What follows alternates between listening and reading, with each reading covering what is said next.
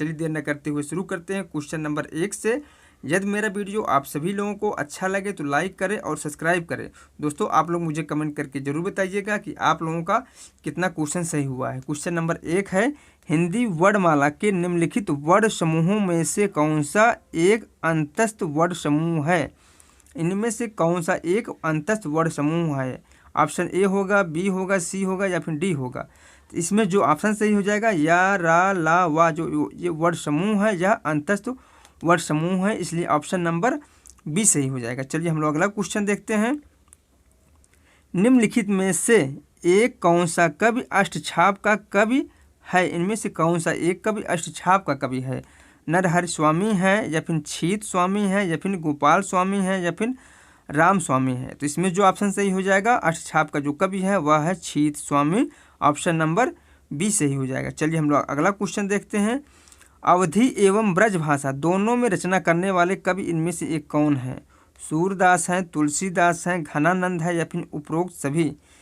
अवधी और ब्रज भाषा दोनों में रचना करने वाले जो कवि हैं वह है तुलसीदास, ऑप्शन नंबर बी सही हो जाएगा। चलिए हम लोग अगला क्वेश्चन देखते हैं। क्वेश्चन नंबर 4 देखते हैं। पवन शब्द का संधि विग्रह है, बताइए आप लोग पवन शब्द का संधि विग्रह कौन सा होगा? तो इसमें जो ऑप्शन सही हो जाएगा ऑप्शन नंबर सी हो जाएगा, पो प्लस अन जो है पवन शब्द का संधि विग्रह है। चलिए हम लोग अगला क्वेश्चन देखते हैं। क्वेश्चन नंबर 5 देखते हैं। राम की शक्ति पूजा कविता के कवि कौन हैं? बताइए आप लोग राम की शक्ति की पूजा कविता के कवि कौन हैं? गजानन माधव मुक्तिबोध हैं, सुमित्रा नंदन पंत हैं या फिर सूर्यकांत त्रिपाठी निराला हैं या फिर रामधारी सिंह दिनकर हैं? तो राम की शक्ति पूजा कविता के जो रचनाकार है वह है Suryakant Tripathi Nirala, option number B सही हो जाएगा। चलिए हम लोग अगला क्वेश्चन देखते हैं। क्वेश्चन नंबर 6 देखते हैं। निम्न काव्य पंक्तियों में एक में उपमा अलंकार है, इनमें से किस काव्य पंक्ति में उपमा अलंकार है?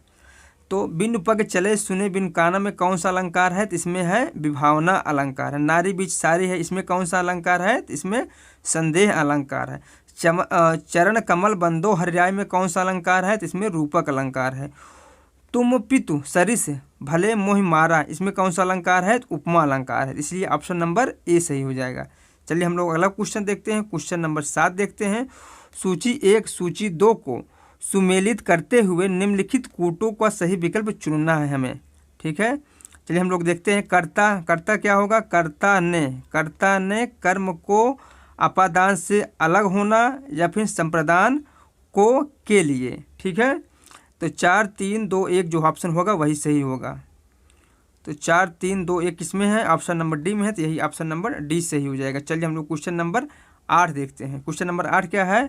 यह ऐसा संसार है जैसे सैमल होगा। दोस्तों यहाँ सैमल फूल, यह काव्य पंक्ति है रहीम दास की, तुलसीदास की, कबीर दास की या फिर जयसी की?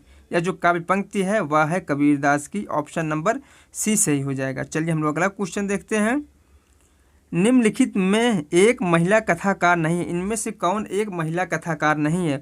उषा प्रिवंदा महिला कथाकार है, ममता कालिया जो है यह भी महिला कथाकार है और महसू निशा यह भी महिला कथाकार। दोस्तों ये उषा भंडारी के बारे में जानकारी नहीं है, इसलिए हम इसको कुछ नहीं बताएंगे। बाकी तीनों जो हों जो कथाकार हैं यह तीनों महिला कथाकार हैं। चलिए हम लोग अगला क्वेश्चन देखते हैं। क्वेश्चन नंबर 10 देखते हैं।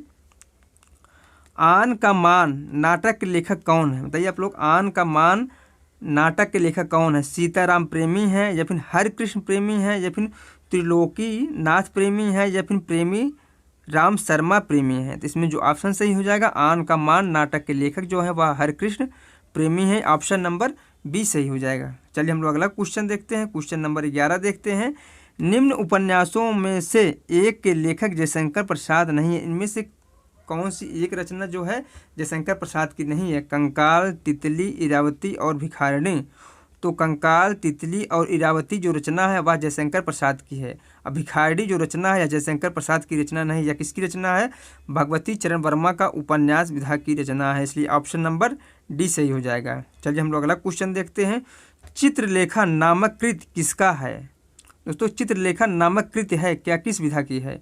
नाटक है, कहानी है, जीवनी है या फिर उपन्यास है? तो चित्रलेखा जो है भगवती चरण वर्मा के किसका? भगवती चरण वर्मा का उपन्यास है। किसका? भगवती चरण वर्मा का उपन्यास है। ऑप्शन नंबर डी सही हो जाएगा। दोस्तों हम इसमें कुछ गलत बता दिए क्या? भिखारी जो है, भिखारी किसकी रचना है? यह है विश्वम्भर नाथ शर्मा कौशिक की रचना है, उपन्यास विधा की रचना है। चलिए हम लोग अगला क्वेश्चन देखते हैं। क्वेश्चन नंबर 13 देखते हैं। निम्नलिखित में से एक रचना यात्रा साहित्य से संबंधित नहीं है। इनमें से एक रचना यात्रा साहित्य से संबंधित नहीं है, वह कौन है? घुमक्कड़ सास, या फिर आखिरी चट्टान, या फिर ठेले पर हिमालय, या फिर मैंने शिल्प पहुँचाई। तो इसमें से एक रचना जो है यात्रा साहित्य से संबंधित नहीं है, वह है मैंने शिल्प पहुँचाई, यात्रा साहित्य से संबंधित नहीं है, इसलिए ऑप्शन नंबर डी हो जाएगा। बाकी तीनों रचनाएं जो हैं यात्रा साहित्य से संबंधित हैं। चलिए हम लोग अगला क्वेश्चन देखते हैं। हिंदी का आदिकाल रचना के लेखक हैं। दोस्तों यहाँ हिंदी का आदिकाल ना होकर के हिंदी साहित्य का आदिकाल होगा। क्या होगा? हिंदी साहित्य का आदिकाल की रचनाकार कौन है? महावीर प्रसाद द्विवेदी हैं, या फिर हजारी प्रसाद द्विवेदी हैं, या फिर रामचंद्र शुक्ल हैं, या फिर डॉक्टर नगेंद्र हैं। तो हिंदी साहित्य आदिकाल के जो रचनाकार है वह है Hazari Prasad Dwivedi. Option number B सही हो जाएगा। चलिए हम लोग अगला क्वेश्चन देखते हैं। निम्नलिखित में से एक निबंध मनोविकार संबंधित निबंध नहीं है। इनमें से एक निबंध जो है मनोविकार संबंधित निबंध नहीं है, वह कौन सा है? लज्जा और ग्लानि है, या फिर क्रोध है, या फिर लोभ और प्रीति है, या फिर त्रिवेणी है। बताइए आप लोग इसमें से कौन सा ऑप्शन सही हो जाएगा? तो इसमें जो ऑप्शन सही हो जाएगा ऑप्शन नंबर डी हो जाएगा, त्रिवेणी। चलिए हम लोग अगला क्वेश्चन देखते हैं। गागर में सागर भरने का आशय है। गागर को लबालब भर देना, या फिर थोड़े शब्दों में व्यापक अर्थ भर देना, या फिर शब्दों का कम प्रयोग करना, या फिर मुट्ठी में समुद्र भर देना। तो गागर में सागर भरने का आशय है थोड़े शब्दों में व्यापक अर्थ भर देना। ऑप्शन नंबर बी सही हो जाएगा। चलिए हम लोग अगला क्वेश्चन देखते हैं। क्वेश्चन नंबर 17 देखते हैं। निम्नलिखित में से एक कवि कृष्ण भक्त कवि नहीं है। इनमें से कौन सा एक कवि कृष्ण भक्त कवि नहीं है? नंददास, सूरदास, रसखान, या फिर पद्माकर। तो नंददास कृष्ण भक्त कवि हैं, सूरदास कृष्ण भक्त कवि हैं, और रसखान भी कृष्ण भक्त कवि है, जबकि पद्माकर जो है कृष्ण भक्त कवि नहीं है, इसलिए ऑप्शन नंबर डी सही हो जाएगा। चलिए हम लोग अगला क्वेश्चन देखते हैं। क्वेश्चन नंबर 18 देखते हैं। निम्नलिखित शब्दों में एक शब्द सूर्य का पर्यायवाची नहीं। इनमें कौन सा एक शब्द सूर्य का पर्यायवाची नहीं है? तो भास्कर और मार्तंड जो है सूर्य के पर्यायवाची शब्द हैं। किसके? सूर्य के पर्यायवाची शब्द हैं। जबकि विध जो है, विध किसका पर्यायवाची शब्द है? विध जो है वह किसका है? विध जो है वह चंद्रमा का या फिर निशापति का पर्यायवाची है। जबकि पतंग जो है वह नाव या नैया का पर्यायवाची शब्द है। तो इसलिए दोस्तों इसमें ऑप्शन नंबर दोनों सही हो जाएगा। भास्कर और मार्तंड जो है वो सूर्य के पर्यायवाची शब्द हैं। चलिए हम लोग अगला क्वेश्चन देखते हैं। क्वेश्चन नंबर 19 देखते हैं। अब पछताए होत का जब चिड़िया चुग गई खेत का अर्थ है अवसर बीत जाने के बाद पश्चाताप करने से क्या लाभ? पश्चात करने से क्या लाभ, या फिर हाथ मलकर शोक करना, या फिर प्रयास न करना, या फिर आक्रमण बनकर बैठ रहना। इसमें जो ऑप्शन सही हो जाएगा ऑप्शन नंबर ए हो जाएगा। अवसर बीत जाने के बाद पश्चाताप करने से क्या लाभ। चलिए हम लोग अगला क्वेश्चन देखते हैं। क्वेश्चन नंबर 20 देखते हैं। कब तक पुकारू रचना के लेखक कौन है? बताइए आप लोग, कब तक पुकारू रचना के लेखक कौन है? रंगाचार्य हैं, या फिर माधवाचार्य हैं, या फिर गोविंदाचार्य हैं, या फिर रंगे राघव हैं। इसमें जो ऑप्शन सही हो जाएगा ऑप्शन नंबर डी हो जाएगा। रंगे राघव की रचना है कब तक पुकारूं। चलिए हम लोग अगला क्वेश्चन देखते हैं। क्वेश्चन नंबर 21 देखते हैं। नचिकेतोपाख्यान के लेखक कौन है? दोस्तों आप लोग पता ही होगा बहुत अच्छी तरह से कि नचिकेतोपाख्यान के लेखक कौन हैं। मंडन मिश्र हैं, सदल मिश्र हैं, या फिर सदन मिश्र हैं, या फिर सूदन मिश्र हैं। तो नचिकेतोपाख्यान के जो लेखक हैं वह है सदल मिश्र। ऑप्शन नंबर बी सही हो जाएगा। चलिए हम लोग अगला क्वेश्चन देखते हैं। रीत काल के कवि घनानंद एक काव्यधारा के प्रतिनिधित्व करते हैं, उसका नाम है रीतबद्ध काव्यधारा, या फिर रीत सिद्ध काव्यधारा, या फिर अरीत काव्यधारा, या फिर रीत मुक्त स्वच्छंद काव्यधारा। तो बोधा ठाकुर और आलम घनानंद ये जो सभी हैं, या फिर ये सभी रीत मुक्त स्वच्छंद काव्यधारा के कवि हैं, इसलिए ऑप्शन नंबर डी सही हो जाएगा। चलिए हम लोग अगला क्वेश्चन देखते हैं। क्वेश्चन नंबर 23 देखते हैं। किसे आधुनिक हिंदी काव्य जगत की मीरा कहा जाता है? सुभद्रा कुमारी चौहान को, सहजोबाई को, दयाबाई को, या फिर महादेवी वर्मा को। तो इसमें जो ऑप्शन सही हो जाएगा ऑप्शन नंबर डी सही हो जाएगा। आधुनिक युग की मीरा जो है महादेवी वर्मा को कहा जाता है। चलिए हम लोग अगला क्वेश्चन देखते हैं। साकेत महाकाव्य का कवि का नाम है, बताइए साकेत महाकाव्य के कवि कौन हैं, किसने रचना किया है साकेत महाकाव्य को? सिया राम शरण गुप्त ने, बाल मुकुंद गुप्त ने, मैथिली शरण गुप्त ने या फिर जगदीश गुप्त ने? इसमें जो ऑप्शन सही हो जाएगा ऑप्शन नंबर सी हो जाएगा, मैथिली शरण गुप्त की रचना है साकेत। चलिए हम लोग अगला क्वेश्चन देखते हैं। श्रुत्वा शब्द में प्रत्यय है, बताइए श्रुत्वा शब्द में कौन सा प्रत्यय है? तो इसमें जो ऑप्शन सही हो जाएगा ऑप्शन नंबर बी हो जाएगा, त्वा प्रत्यय है। चलिए हम लोग अगला क्वेश्चन देखते हैं। क्वेश्चन नंबर 26 देखते हैं। जिस छंद के चारों चरण में प्रत्येक में 16-16 मात्राएं होती हैं उसे कहते हैं चौपाई कहते हैं, दोहा कहते हैं, रोला कहते हैं या फिर हरगीतिका कहते हैं? तो इसमें जो ऑप्शन सही हो जाएगा ऑप्शन नंबर ए हो जाएगा, चौपाई कहते हैं उसे। क्या कहते हैं? चौपाई कहते हैं। चलिए हम लोग अगला क्वेश्चन देखते हैं। क्वेश्चन नंबर 27 देखते हैं। बकलम खुद निबंध संग्रह के लेखक कौन है? जयप्रकाश भारती हैं, प्रोफेसर सुंदर रेड्डी हैं या फिर धर्मवीर भारती हैं या फिर मोहन राकेश हैं? इसमें जो ऑप्शन सही हो जाएगा ऑप्शन नंबर डी हो जाएगा, मोहन राकेश की रचना है। चलिए हम लोग अगला क्वेश्चन देखते हैं। नमस्ते शब्द में संधि है, बताइए आप लोग नमस्ते शब्द में कौन सी संधि है? व्यंजन संधि है, विसर्ग संधि है, स्वर संधि है या फिर निर्गुण संधि है? इसमें जो ऑप्शन सही हो जाएगा नमस्ते शब्द में विसर्ग संधि है, ऑप्शन नंबर बी सही हो जाएगा। चलिए हम लोग अगला क्वेश्चन देखते हैं। कारकों का सही क्रम है, बताइए आप लोग कारकों का सही क्रम कौन सा है? तो कर्ता ने कर्म को करण से, दोस्तों कर्ता कर्म दूसरी, इसमें कौन सा ऑप्शन है? तो ऑप्शन नंबर डी हो जाएगा, कर्ता कर्म करण संप्रदाय अपदान, इसलिए ऑप्शन नंबर डी सही हो जाएगा। चलिए हम लोग अगला क्वेश्चन देखते हैं। क्वेश्चन नंबर 30 देखते हैं। नमक का दरोगा कहानी के नायक और प्रतिनायक के नाम क्रमशः हैं, बताइए इनमें कौन सा ऑप्शन सही हो जाएगा? मुरलीधर या फिर रामदीन होगा या फिर बंशीधर गंगादीन होगा, गंगादीन या फिर धरणीधर या फिर आलोपीदीन होगा या फिर बंशीधर या फिर आलोपीदीन होगा? इसमें जो ऑप्शन सही हो जाएगा ऑप्शन नंबर डी हो जाएगा, वंशीधर और आलोपीदीन होगा। ठीक है, चलिए हम लोग अगला क्वेश्चन देखते हैं। क्वेश्चन नंबर 31 देखते हैं। रीत को काव्य की आत्मा माना है आचार्य भामा ने, आचार्य वामन ने या फिर आचार्य रमन ने या फिर आचार्य श्यामल ने? तो रीत को काव्य की आत्मा आचार्य वामन ने माना है, इसलिए ऑप्शन नंबर बी सही हो जाएगा। चलिए हम लोग अगला क्वेश्चन देखते हैं। किस कवि के लिए कहा गया है कि वे कठिन काव्य के प्रेत हैं? अज्ञेय के लिए, केशव के लिए, नागार्जुन के लिए या फिर रहीम के लिए? तो इसमें जो ऑप्शन सही हो जाएगा ऑप्शन नंबर बी हो जाएगा, कठिन काव्य के प्रेत जो है केशव के लिए कहे गए हैं। दोस्तों आप लोग मुझे कमेंट करके बताइएगा कि यह कथन किसका है, किसने केशव को कठिन काव्य का प्रेत कहा हुआ है। चलिए हम लोग अगला क्वेश्चन देखते हैं। क्वेश्चन नंबर 33 देखते हैं। कवि बिहारी के लिए निम्न कथनों में से एक सत्य नहीं है, इनमें से एक कथन बिहारी के संबंध में सत्य नहीं है। बिहारी ने गागर में सागर भरा है या फिर उनमें भाषा की अद्भुत समाहार शक्ति है या फिर वे अनुभव विधान में बेजोड़ हैं या फिर वे सहृदयता से वंचित हैं? इसमें जो ऑप्शन सही हो जाएगा ऑप्शन नंबर डी हो जाएगा।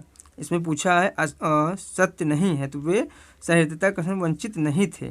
ठीक है, बाकी उनके विषय में तीनों कथन सही है। चलिए हम लोग अगला क्वेश्चन देखते हैं। क्वेश्चन नंबर 34 देखते हैं। कृतज्ञ शब्द का अर्थ है उपकार मानने वाला या फिर किए गए उपकार को न मानने वाला या फिर कंजूस प्रवृत्ति का या फिर कदाचार पूर्ण व्यवहार वाला? तो कृतज्ञ शब्द का अर्थ है किए गए उपकार को न मानने वाला, ऑप्शन नंबर बी सही हो जाएगा। चलिए हम लोग अगला क्वेश्चन देखते हैं। क्वेश्चन नंबर 35 देखते हैं।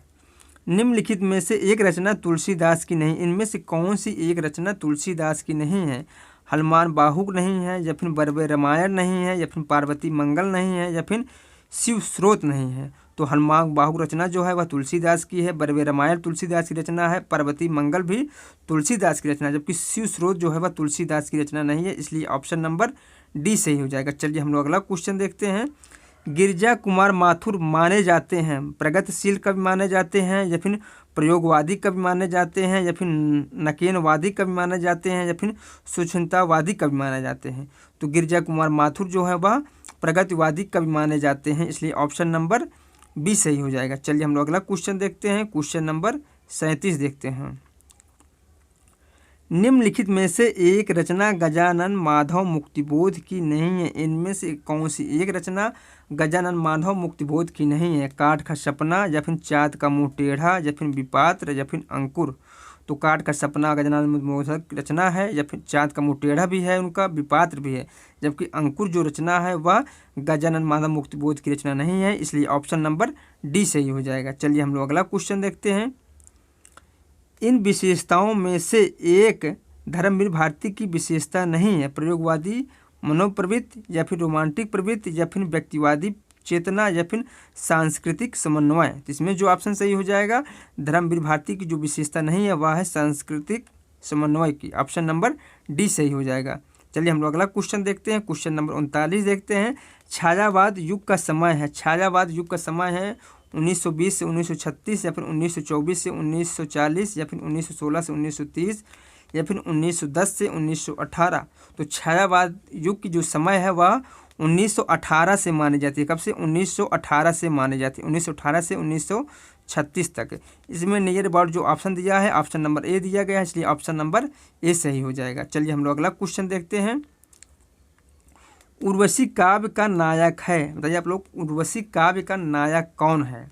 इसमें जो ऑप्शन सही हो जाएगा ऑप्शन नंबर डी सही हो जाएगा। पुरुरवा जो है उर्वशी काव्य का नायक है। चलिए हम लोग अगला क्वेश्चन देखते हैं। क्वेश्चन नंबर 41 देखते हैं। निम्नलिखित में से एक युग्म विलोम शब्द की दृष्टि से सही नहीं है। इनमें बताइए कौन सा एक विकल्प जो है युग्म विकल्प की दृष्टि से सही नहीं है। तो इसमें जो ऑप्शन सही हो जाएगा ऑप्शन नंबर कौन सा? ऑप्शन नंबर डी सही हो जाएगा। ठीक है, ऑप्शन नंबर अमृत का जो विलोम होता है वह होता है विष, जबकि मृत का जो विलोम होता है वह होता है जीवित। बाकी सभी के विलोम शब्द सही हैं, इसलिए ऑप्शन नंबर डी सही हो जाएगा। चलिए हम लोग अगला क्वेश्चन देखते हैं। बाणभट्ट की आत्मकथा, इनमें से बाणभट्ट की आत्मकथा किस विधा की रचना है? कहानी है, उपन्यास है, संस्मरण है, या फिर आत्मकथा है? तो बाणभट्ट की आत्मकथा जो है उपन्यास विधा की रचना है, जिसके लेखक कौन है? हजारी प्रसाद द्विवेदी। चलिए हम लोग अगला क्वेश्चन देखते हैं। क्वेश्चन नंबर 43 देखते हैं। यशोदा हरि पालनय झुलावे, हल रावे दुलराई मल्लावे, जो सोई कुछ गावे। इस पंक्ति में रस है, श्रृंगार रस है, वात्सल रस है, शांत रस है, या फिर करुण रस है? इस पंक्ति में कौन सा रस है? वात्सल रस है। ऑप्शन नंबर बी सही हो जाएगा। चलिए हम लोग अगला क्वेश्चन देखते हैं। क्वेश्चन नंबर 44 देखते हैं। भारतेंदु कर गए भारती की वीणा निर्माण, भारतेंदु कर गए भारती की वीणा निर्माण। भारतेंदु के विषय में यह युक्ति किस कवि की है? मैथिली शरण गुप्त की है, सुमित्रानंदन पंत की है, अयोध्या सिंह उपाध्याय हरिऔध की है, या फिर रामधारी सिंह दिनकर की है? इसमें जो ऑप्शन सही हो जाएगा ऑप्शन नंबर बी हो जाएगा, सुमित्रानंदन पंत की यह उक्ति है। चलिए हम लोग अगला क्वेश्चन देखते हैं। क्वेश्चन नंबर 45 देखते हैं। निम्नलिखित रचनाओं में से एक रचना रत्नाकर जी की नहीं है। इनमें से कौन सी एक रचना रत्नाकर जी की नहीं है? साहित्य लहरी नहीं है, विष्णु लहरी नहीं है, या फिर गंगा लहरी नहीं है, या फिर श्रृंगार लहरी नहीं है? तो श्रृंगार लहरी, विष्णु लहरी और गंगा लहरी जो रचना है वह रत्नाकर जी की है, जबकि साहित्य लहरी जो है वह सूरदास की रचना है, इसलिए ऑप्शन नंबर ए सही हो जाएगा। चलिए हम लोग अगला क्वेश्चन देखते हैं। दुख ही जीवन की कथा रही, क्या कहूँ आज जो नहीं कही। यह काव्य पंक्ति किसका है? महादेवी वर्मा का है, नरेश मेहता का है, या फिर सुभद्रा कुमारी चौहान का है, या फिर सूर्यकांत त्रिपाठी निराला का है?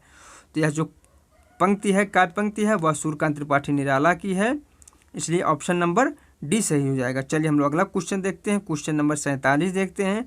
कैकेयी का अनुपात, कैकेयी का अनुपात कविता के शीर्षक में अनुपात शब्द का अर्थ है जलन है, ज्वार है, या फिर कष्ट है, या फिर पीड़ा है? इसमें जो ऑप्शन सही हो जाएगा अनुपात शब्द का अर्थ है पीड़ा है, ऑप्शन नंबर डी सही हो जाएगा। चलिए हम लोग अगला क्वेश्चन देखते हैं।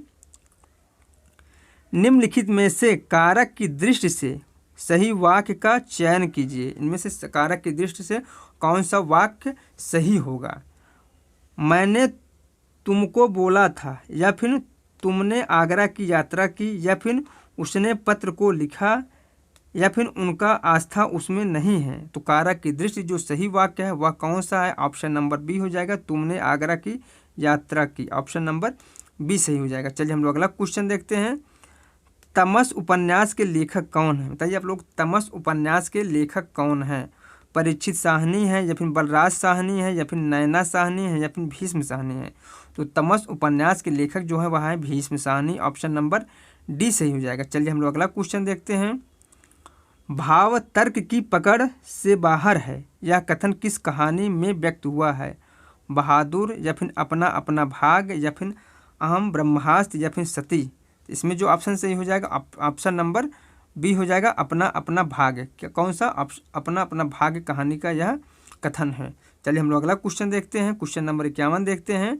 सूची 1 को सूची 2 से सुमेलित कीजिए तथा कूट में से सही विकल्प का चयन करना है। तो सूची हम लोग 1 और 2 देख लेते हैं। तो अपना अपना भाग किसकी रचना है? तो अपना अपना भाग जो है वह जैनेन्द्र की रचना। किसकी है? जैनेन्द्र की रचना है। जबकि अहम ब्रह्मास्त्र किसकी रचना है? तो वह है भीष्म साहनी की। जबकि पंचलाइट किसकी रचना है? वह है फणीश्वरनाथ रेणु की।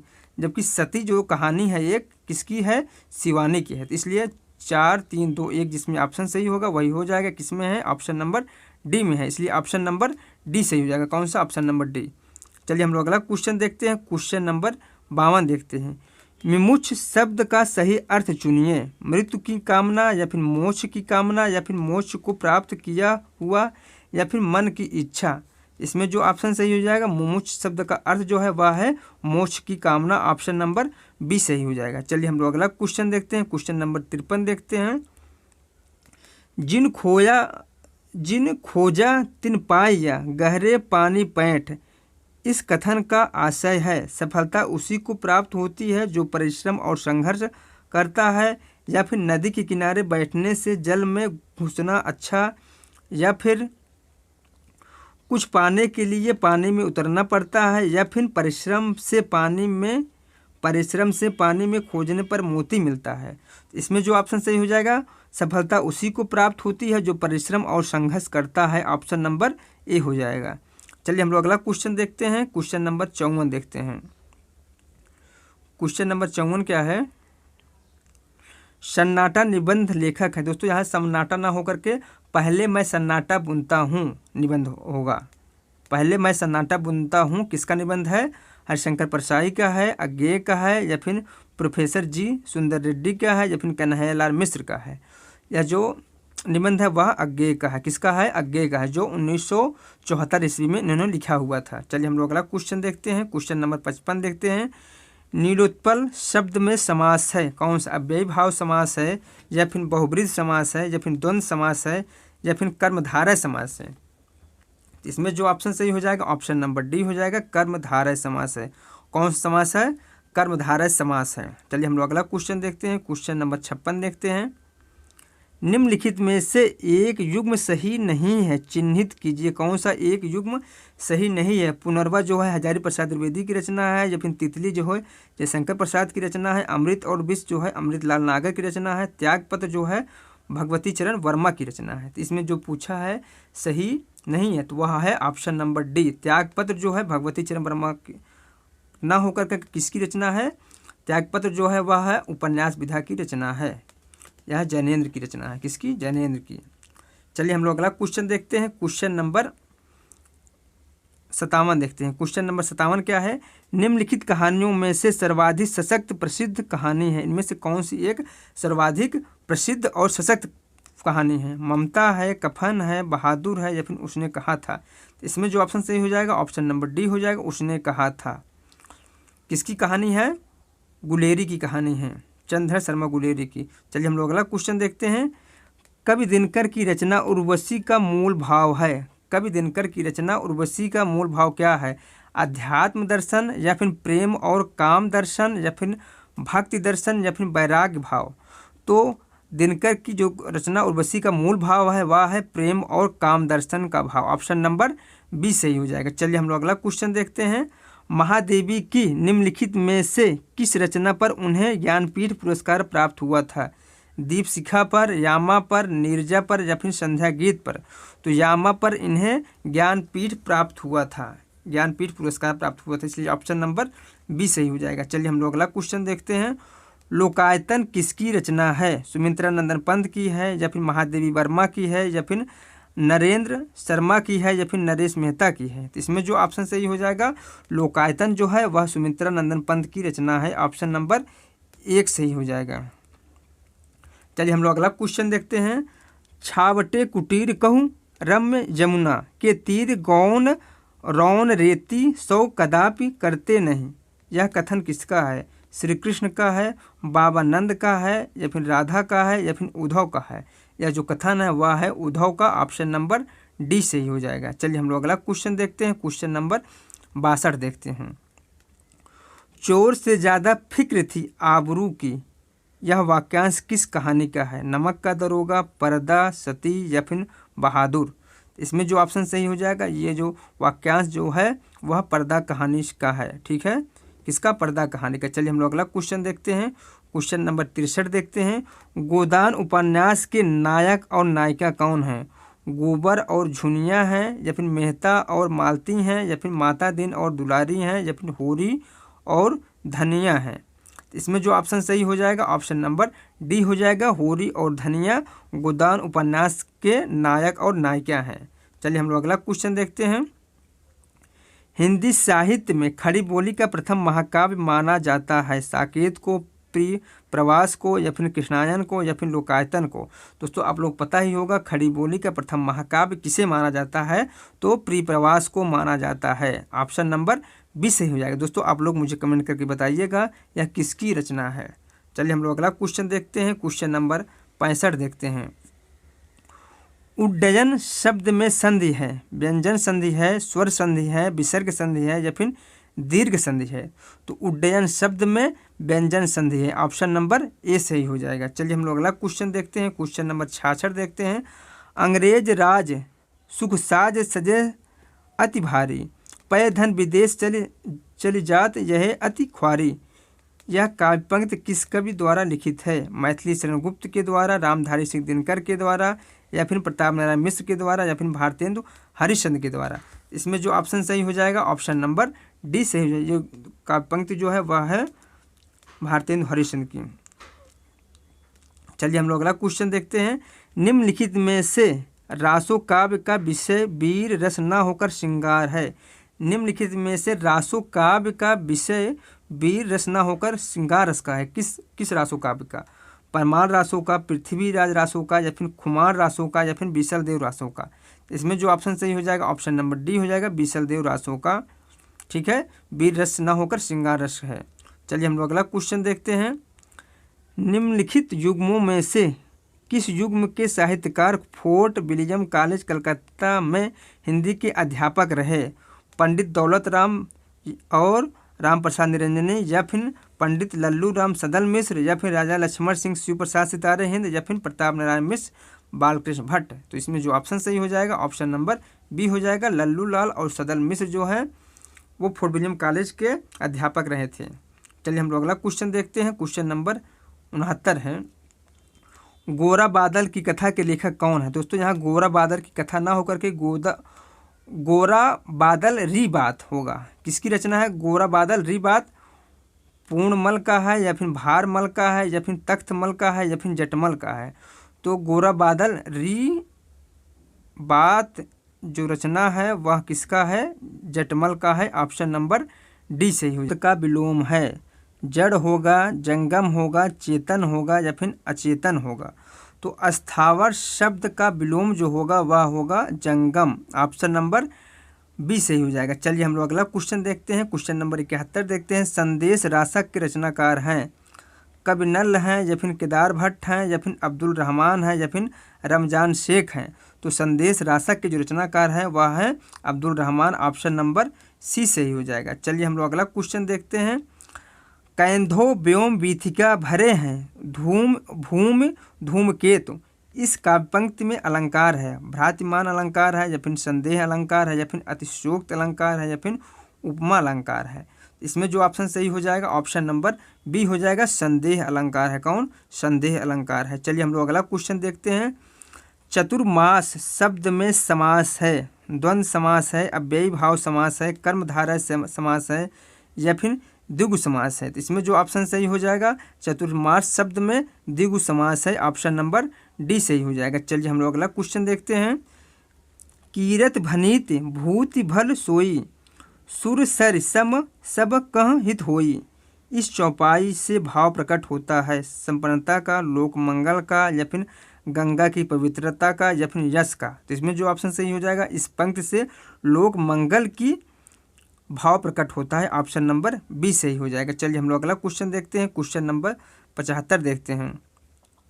सूरदास की भक्ति है, बताइए आप लोग सूरदास की भक्ति कैसी भक्ति है। सूरदास की दास भाव की भक्ति है, सांख्य भाव की भक्ति है, या फिर चातक भाव की भक्ति है, या फिर गोपी भाव की भक्ति है। तो इसमें जो ऑप्शन सही हो सूरदास की जो भक्ति है वह है सांख्य भाव की, ऑप्शन नंबर बी सही हो जाएगा क्वेश्चन नंबर 75 का। चलिए हम लोग अगला क्वेश्चन देखते हैं। क्वेश्चन नंबर 76 देखते हैं। क्वेश्चन नंबर 76 क्या है। सूर सूर तुलसी शशि उड़गन केशव दास, इस काव्य उक्ति में किस प्रकार की आलोचना पद्धति को के दर्शन होते हैं। गवेषणात्मक आलोचना, या फिर भाववादी आलोचना, या फिर निर्माणात्मक आलोचना, या फिर व्याख्यात्मक आलोचना। इसमें जो ऑप्शन सही हो जाएगा ऑप्शन नंबर सी सही हो जाएगा, निर्माणात्मक आलोचना का भाव प्रकट होता है इसमें। चलिए हम लोग अगला क्वेश्चन देखते हैं। क्वेश्चन नंबर 77 देखते हैं। रस की चर्चा करने वाले सर्वप्रथम आचार्य हैं, बताइए रस की चर्चा करने वाले सर्वप्रथम आचार्य कौन है। भरत मुनि हैं, शंकुक हैं, या फिर मम्मट हैं, या फिर नंदकेश्वर हैं। तो इसमें जो ऑप्शन सही हो जाएगा ऑप्शन नंबर डी हो जाएगा, नंदकेश्वर हैं। चलिए हम लोग अगला क्वेश्चन देखते हैं। वाक्य रसात्मक काव्यम, इस काव्य परिभाषा के रचयिता कौन है। वाक्य रसात्मक काव्यम किसकी परिभाषा है। आचार्य दंडी की है, राजशेखर की है, आचार्य विश्वनाथ की है, या फिर आचार्य भोज की है। तो इसमें जो ऑप्शन सही हो जाएगा ऑप्शन नंबर सी हो जाएगा, आचार्य विश्वनाथ की यह परिभाषा है। चलिए हम लोग अगला क्वेश्चन देखते हैं। वर्तनी की दृष्टि से अशुद्ध शब्द को चिन्हित करना है, इनमें से कौन सी एक वर्तनी की दृष्टि से अशुद्ध है, वह है ऑप्शन नंबर सी उपरोक्त, बाकी सभी शुद्ध रूप में लिखे गए हैं। चलिए हम लोग अगला क्वेश्चन देखते हैं। राम की शक्ति पूजा, राम की शक्ति पूजा किस युग की रचना है। वीर गाथा काल की रचना है, या फिर भक्ति काल की रचना है, या फिर द्विवेदी युग की रचना है, या फिर छायावादी युग की रचना है। तो राम की शक्ति पूजा जो है वह छायावादी युग की रचना है। ठीक है, किस युग की, छायावादी युग की। इसके रचनाकार कौन है, सूर्यकांत त्रिपाठी निराला है। चलिए हम लोग अगला क्वेश्चन देखते हैं। क्वेश्चन नंबर 81 देखते हैं। सूची 1 को सूची 2 से सुमेलित करते हुए कूट में से सही विकल्प का चयन करना है हमें। ठीक है, चलिए हम लोग देखते हैं सूची 1। तो वीर गाथा काल का समय कब से कब है। तो वीर गाथा काल जो समय है वह है विक्रम संवत 1050 से 1375 ईस्वी तक, और रीत काल का जो समय है वह है विक्रम संवत 1700 से 1900 इस विक्रम संवत तक, और आधुनिक काल का जो समय है विक्रम संवत 1900 से अब तक, और भक्ति काल का जो समय है वह है विक्रम संवत 1375 से 1900 विक्रम संवत तक। ठीक है, चलिए हम लोग अगला क्वेश्चन देखते हैं। क्वेश्चन नंबर 82 देखते हैं। नागमती वियोग वर्णन पद्धति है, षड ऋतु वर्णन पद्धति है, या फिर 12 मासा पद्धति है, या फिर ऋतु वर्णन पद्धति है, या फिर प्राकृतिक वर्णन पद्धति है। तो नागमती वियोग वर्णन जो है वह 12 मासा पद्धति है। चलिए हम लोग अगला क्वेश्चन देखते हैं। क्वेश्चन नंबर 83 देखते हैं। भ्रमर गीत परंपरा काव्य को कहा जाता है। संदेश काव्य, दूत काव्य, उपालंभ काव्य, या फिर विरह काव्य। तो भ्रमर गीत परंपरा के काव्य को उपालंभ काव्य कहा जाता है, ऑप्शन नंबर सी सही हो जाएगा। चलिए हम लोग अगला क्वेश्चन देखते हैं। क्वेश्चन नंबर 84 देखते हैं। कनक शब्द के निम्नलिखित अर्थों में से एक सही नहीं है। सोना, धतूरा, आटा, या फिर कन्या। दोस्तों यहाँ केवल आटा ना होकर के गेहूं का आटा होगा, ये सभी कनक के अर्थ हैं, जबकि कन्या जो है कनक के अर्थ नहीं है, इसलिए ऑप्शन नंबर डी सही हो जाएगा। चलिए हम लोग अगला क्वेश्चन देखते हैं। क्वेश्चन नंबर 85 देखते हैं। निम्नलिखित शब्दों में एक शब्द हिंदी भाषा का नहीं है, चिन्हित कीजिए उसे। इनमें से कौन सा एक शब्द जो है हिंदी भाषा का नहीं है। शतायु है, मित्र है, अभिज्ञान है, या फिर नियर है। तो शतायु, मित्र और अभिमान जो है वह हिंदी भाषा के शब्द हैं, जबकि नियर जो है हिंदी भाषा के शब्द नहीं है, इसलिए ऑप्शन नंबर डी सही हो जाएगा। चलिए हम लोग अगला क्वेश्चन देखते हैं। किस कवि ने भक्ति, श्रृंगार और वीर तीनों विषयों पर अधिकार पूर्वक लिखा है। भूषण ने, पद्माकर ने, या फिर सूरत मिश्र ने या फिर मतीराम ने। तो इसमें जो ऑप्शन सही हो जाएगा ऑप्शन नंबर बी हो जाएगा, पद्माकर ने। कौन? पद्माकर ने। चलिए हम लोग अगला क्वेश्चन देखते हैं। मानो माई घन घन अंतर दामिनी, घन दामिनी दामिनी घन अंतर, शोभित हरि ब्रज भाषिनी, ब्रज भामिनी, ब्रज क्या होगा? भामिनी। ये पंक्तियाँ किस कवि की हैं? बताइए ये पंक्तियाँ किस कवि की है? नंददास की है, सूरदास की हैं, कृष्णदास की हैं या फिर परमानंद दास की हैं? ये जो पंक्तियाँ हैं वह है सूरदास की। ऑप्शन नंबर बी सही हो जाएगा। चलिए हम लोग अगला क्वेश्चन देखते हैं। क्वेश्चन नंबर 88 देखते हैं। अभिव्यंजनावाद को भारतीय वक्रोक्तिवाद का विलायती उत्थान किसने कहा है? श्याम सुंदर दास ने, रामचंद्र शुक्ल ने, हजारी प्रसाद द्विवेदी ने या फिर नंद दुलारे वाजपेयी ने? इसमें जो ऑप्शन सही हो जाए, ये जो पंक्ति जो कथन है वह है रामचंद्र शुक्ल का। ऑप्शन नंबर बी सही हो जाएगा। चलिए हम लोग अगला क्वेश्चन देखते हैं। क्वेश्चन नंबर 89 देखते हैं। प्रगतिशील लेखक संघ की स्थापना किस सन में हुई थी? बताइए आप लोग, प्रगतिशील लेखक संघ की स्थापना जो हुआ किस सन में हुई थी? तो 1935 में, 1936 में, 1937 में या फिर 1938 में? तो प्रगतिशील लेखक संघ की जो स्थापना हुई थी वह हुई थी 1936 ईस्वी में। ऑप्शन नंबर बी सही हो जाएगा। चलिए हम लोग अगला क्वेश्चन देखते हैं। इनमें से एक जीवनी परक उपन्यास है। खंजन नयन, भूले बिसरे चित्र या फिर झूठा सच या फिर इदन्नम? तो इनमें से एक जीवनी परक उपन्यास जो है वह है खंजन नयन, जिसके लेखक कौन है? अमृतलाल नागर। किसकी जीवनी पर है यह? या सूरदास की जीवनी पर है। चलिए हम लोग अगला क्वेश्चन देखते हैं। मन्नू भंडारी की कौन सी कृत राजनीतिक विषय पर आधारित है? मन्नू भंडारी की कौन सी कृत राजनीतिक विषय पर आधारित है? महाभोज, आपका बंटी, त्रिशुंक या फिर एक फ्लैट से लाभ? इसमें जो ऑप्शन सही हो जाएगा, मन्नू भंडारी की एक जो रचना है जो राजनीतिक विषय पर है वह है महाभोज। ऑप्शन नंबर ए सही हो जाएगा। चलिए हम लोग अगला क्वेश्चन देखते हैं। निम्नलिखित में से एक मनोवैज्ञानिक आलोचक है। इनमें से कौन एक मनोवैज्ञानिक आलोचक है? जॉर्ज लुकास हैं या फिर I.A. रिचर्ड्स हैं या फिर कालरिज हैं या फिर क्रोचे हैं? इसमें जो ऑप्शन सही हो जाएगा ऑप्शन नंबर सी हो जाएगा, कालरिज। कौन? कालरिज जो है मनोवैज्ञानिक आलोचक हैं। चलिए हम लोग अगला क्वेश्चन देखते हैं। हरिनारायण व्यास का संबंध किस सप्तक से है? तार सप्तक के दूसरा सप्तक से या फिर तीसरा सप्तक से या फिर चौथा सप्तक से? हरिनारायण व्यास का संबंध जो है वह है दूसरा सप्तक से। ऑप्शन नंबर बी सही हो जाएगा। चलिए हम लोग अगला क्वेश्चन देखते हैं। क्वेश्चन नंबर 54 देखते हैं। साहित्य जन समूह के हृदय का विकास है, यह उक्त किस लेखक की है? प्रताप नारायण मिश्र की है, चौधरी बद्री नारायण प्रेमघन की है या फिर भारतेंदु हरिश्चंद्र की है या फिर बालकृष्ण भट्ट की है? इसमें जो ऑप्शन सही हो जाएगा ऑप्शन नंबर डी हो जाएगा, बालकृष्ण भट्ट की है। चलिए हम लोग अगला क्वेश्चन देखते हैं। क्वेश्चन नंबर 95 देखते हैं। वस्तुनिष्ठ समीकरण सिद्धांत के संस्थापक कौन है? जॉन क्रो रैनसम है या फिर T.S. इलियट है या फिर एलन टेट है या फिर I.A. रिचर्ड्स हैं? तो इसमें जो ऑप्शन सही हो जाएगा ऑप्शन नंबर बी हो जाएगा, T.H. इलियट। चलिए हम लोग अगला क्वेश्चन देखते हैं। क्वेश्चन नंबर 96 देखते हैं। निम्नलिखित में से एक कहानी शिव प्रसाद सिंह की है। इनमें से कौन सी एक कहानी शिव प्रसाद सिंह की है? हंसा जाए अकेला या फिर कर्मनाशा की हार या फिर जहाँ लक्ष्मी कैद है या फिर मलबे का मालिक? इसमें जो ऑप्शन सही हो जाएगा ऑप्शन नंबर सी सही हो जाएगा, जहाँ लक्ष्मी कैद है शिव प्रसाद सिंह की कहानी है। चलिए हम लोग अगला क्वेश्चन देखते हैं। सांझी संस्कृत को विषय बनाकर कृष्णा सुवती ने कौन सी रचना की है? मित्रों मर जाने, हम हशमत या फिर जिंदगी नामा या फिर यारों के यार? इसमें जो ऑप्शन सही हो जाएगा ऑप्शन नंबर क्वेश्चन नंबर 97 का ऑप्शन नंबर सी हो जाएगा, जिंदगी नामा। चलिए हम लोग अगला क्वेश्चन देखते हैं। क्वेश्चन नंबर 98 देखते हैं। कौन सा नाटक भारतेंदु का पूर्ववर्ती है? कौन सा नाटक भारतेंदु जी के पूर्ववर्ती है? प्रहलाद चरित्र, आनंद रघुनंदन या फिर कलि कौतुक रूपक या फिर चंद्रसेन नाटक? इसमें जो ऑप्शन सही हो जाएगा ऑप्शन नंबर बी हो जाएगा, आनंद रघुनंदन। ऑप्शन नंबर बी सही हो जाएगा। चलिए हम लोग अगला क्वेश्चन देखते हैं। जहांगीर जसचंद्रिका के रचनाकार कौन है? दोस्तों आप लोग बहुत अच्छी तरह से पता है और बहुत बार पूछा भी गया है। जहांगीर जसचंद्रिका के रचनाकार कौन है? रसलीन है, आलम है, पद्माकर है या फिर केशवदास हैं? तो जहांगीर जसचंद्रिका के जो रचनाकार है वह है केशवदास। ऑप्शन नंबर डी सही हो जाएगा। चलिए हम लोग अगला क्वेश्चन देखते हैं। कौन सी पत्रिका भारतेंदु युग की नहीं है? इनमें से कौन सी एक पत्रिका भारतेंदु युग की नहीं है? बालबोधिनी, कविवचन, कवि वचन सुधा या फिर हिंदी प्रदीप या फिर श्री शारदा। तो बाल बोधनी, कवि वचन सुधा और हिंदी प्रदीप जो है भारतीय युग की पत्रिका है, जबकि श्री शारदा जो है भारतीय युग की कविता नहीं है, वो पत्रिका नहीं है, इसलिए ऑप्शन नंबर डी सही हो जाएगा। चलिए हम लोग अगला क्वेश्चन देखते हैं।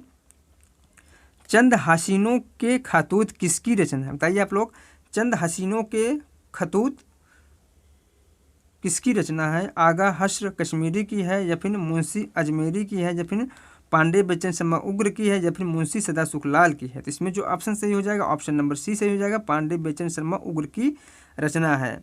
चलिए हम लोग अगला क्वेश्चन देखते हैं। मुक्तिबोध का निधन किस सन में हुआ था? 1961 में, 1963 में, 1964 में या फिर 1965 ईस्वी में? तो मुक्तिबोध का जो निधन हुआ था वह हुआ था 1964 ईस्वी में, ऑप्शन नंबर सी सही हो जाएगा। चलिए हम लोग अगला क्वेश्चन देखते हैं।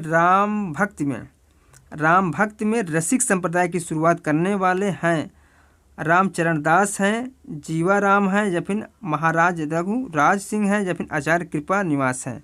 तो राम भक्त शाखा में रसिक संप्रदाय की शुरुआत करने वाले जो हैं वह है रामचरण दास हैं, ऑप्शन नंबर ए सही हो जाएगा। चलिए हम लोग अगला क्वेश्चन देखते हैं।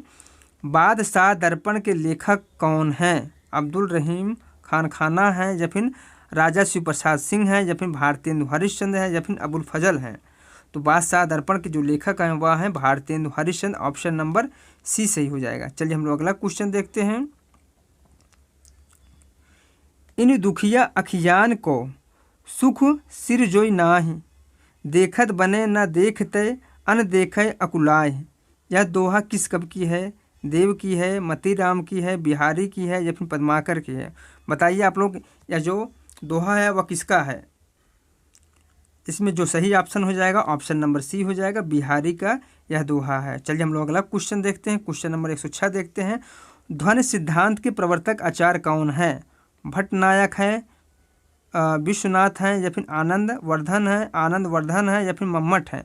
तो ध्वनि सिद्धांत के जो प्रवर्तक हैं वह है Anand Vardhan, option number C सही हो जाएगा। चलिए हम लोग अगला क्वेश्चन देखते हैं। क्वेश्चन नंबर 107 देखते हैं। पटकथा कविता किस कवि ने लिखी है? सर्वेश्वर दयाल सक्सेना ने, धूमिल ने, रघुवीर सहाय ने या फिर चंद्रकांत देवताले ने? तो पटकथा कविता जो है धूमिल की है। किसकी है? धूमिल की है, ऑप्शन नंबर बी सही हो जाएगा। चलिए हम लोग अगला क्वेश्चन देखते हैं। क्वेश्चन नंबर 108 देखते हैं।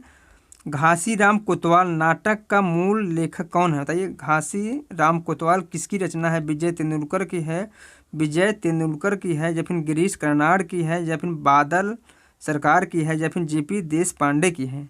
तो घासी राम कोतवाल जो है वह विजय तेंदुलकर की रचना है, ऑप्शन नंबर ए सही हो जाएगा। चलिए हम लोग अगला क्वेश्चन देखते हैं। इनमें से एक उपन्यास महिला लेखिका का है। इनमें से कौन सा एक उपन्यास महिला लेखिका का है? बेदखल, कसब या फिर रुकोगे नहीं राधिका या फिर दस्ताने लापता? इसमें जो ऑप्शन सही हो जाएगा ऑप्शन नंबर कौन सा? ऑप्शन नंबर सी सही हो जाएगा, रुकोगे नहीं राधिका। कौन सा? रुकोगे नहीं राधिका किसकी रचना है? उषा प्रतिबंधक का उपन्यास विधा की रचना है।